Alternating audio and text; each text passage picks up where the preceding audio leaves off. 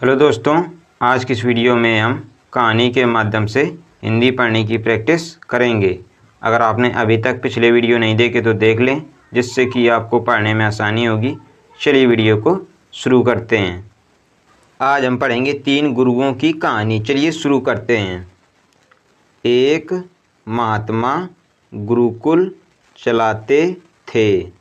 इस गुरुकुल में हजारों शिष्य उनसे शिक्षा पाने के लिए आते थे। इन कई सारे शिष्यों में से एक शिष्य ने एक बार अपने गुरु से सवाल किया। उसने कहा, गुरु जी, अगर आप बुरा ना माने तो मैं आपसे एक प्रश्न पूछना चाहता हूँ। गुरु ने कहा, हाँ, तुम मुझसे कोई भी प्रश्न पूछ सकते हो और मैं तुम्हें उसका संतोषकारक उत्तर देने का प्रयत्न करूँगा।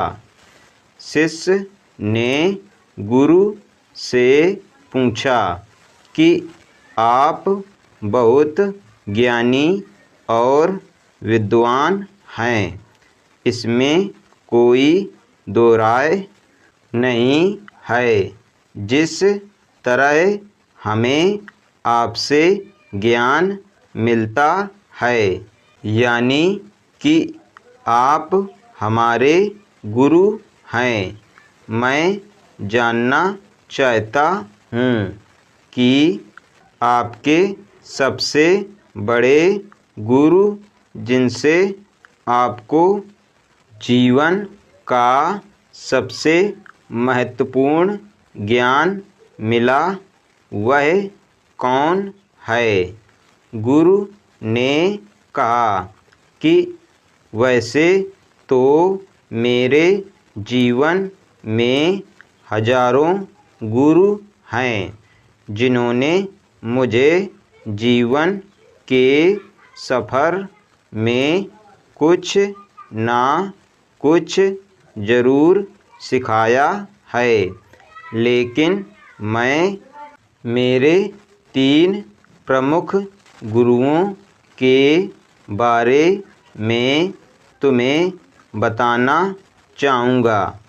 मेरा पहला गुरु एक चोर था। एक बार मैं एक लंबी यात्रा से किसी गांव से गुजर रहा था। मैं काफ़ी ज़्यादा थक चुका था और किसी के घर ठहर कर आराम करना चाहता था। एक गांव आने पर मुझे एक आदमी दिखा, तो मैंने उससे पूछा कि मुझे उसके गांव में कहीं पर आराम करने के लिए आश्रय मिलेगा कि नहीं। उस आदमी ने अपना परिचय देते हुए मुझे कहा कि वह एक चोर है और इस गांव में ज़्यादातर लोग नास्तिक हैं, इसलिए कोई भी मुझे वहाँ आश्रय नहीं देगा। साथ ही उसने मुझे कहा कि अगर मैं चाहूँ तो उसके घर ठहर सकता हूँ। मेरे पास और कोई दूसरा रास्ता नहीं था, इसलिए मैं उसके साथ उसके घर चला गया। उसने मेरी अच्छे से सेवा की, मुझे खाना पीना और आराम करने के लिए बिस्तर दिया। रात होते ही वह बोला कि मैं चोरी करने जा रहा हूँ। आप अपना ध्यान योग करते रहिए, मैं सुबह वापस आ जाऊँगा। सुबह जब वह वापस आया तो मैंने उससे पूछा कि उसे कुछ मिला या नहीं। उसने मुझे जवाब दिया कि आज तो मुझे कुछ नहीं मिला, लेकिन ज़रूर आगे कुछ ना कुछ मिलेगा। भगवान ने मेरे लिए कुछ ना कुछ सोच कर रखा होगा। एक के बाद एक कई दिनों तक मैं उसके साथ रहा और उन दिनों उसे कुछ भी चोरी का सामान नहीं मिलता। फिर भी वह भगवान से अपनी आस लगाए रहता और यह उम्मीद बनाए रखता कि उसे ज़रूर आने वाले दिनों में कुछ हाथ लगेगा।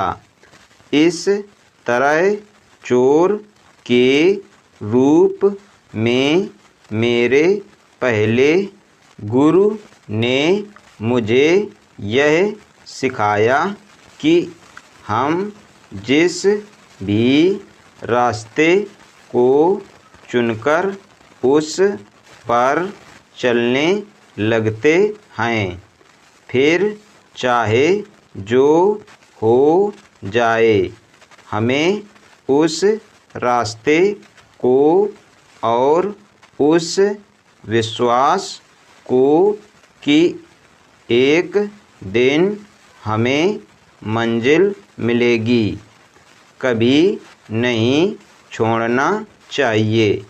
वह दिन है और आज का दिन है।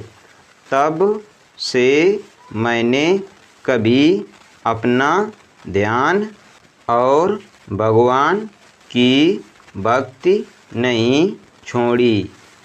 मेरा दूसरा गुरु एक कुत्ता था। एक बार मैं किसी ज़रूरी काम से काफ़ी दूर का सफ़र कर जंगल से गुज़र रहा था। लंबे सफ़र के चलते मुझे बहुत ज़्यादा प्यास लगी थी, इसलिए मैं वहाँ पर एक तालाब के पास जाकर पानी पीने लगा। उस तालाब के पास एक कुत्ता पहले से पानी पीने के लिए आया हुआ था। कुत्ता जैसे ही पानी पीने के लिए तालाब में अपना मुंह झुकाता था, उसे उसका ही प्रतिबिंब पानी में दिखता। उस प्रतिबिंब को वो दूसरा कुत्ता समझ कर डर जाता और पीछे हट जाता। कुछ समय पीछे रहने के बाद कुत्ता फिर से प्रयास करता और फिर से डर के पीछे हटता।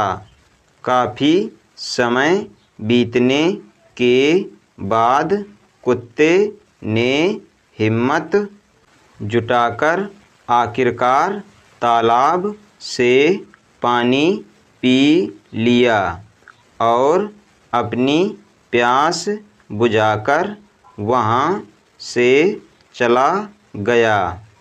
मेरे उस दूसरे गुरु ने मुझे सिखाया कि जीवन में चाहे जितनी बड़ी समस्या या मुसीबत आ जाए, अगर हम उससे जूझते रहेंगे, लड़ते रहेंगे, तो उसे ज़रूर हराने में कामयाब भी होंगे और तभी हमें सफलता मिलेगी।